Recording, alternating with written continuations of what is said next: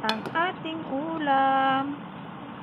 Pork, buto-buto, tapos merong laman, tapos hotdog, tapos lagyan natin ng carrots at saka bell pepper.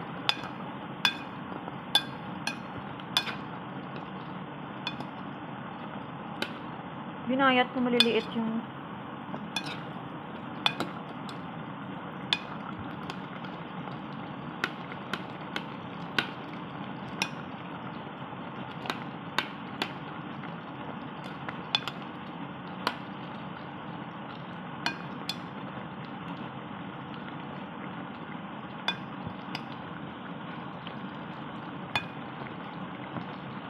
nagugutom na ako.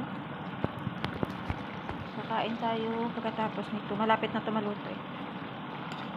Nakakulo na ito ng 30 minutes.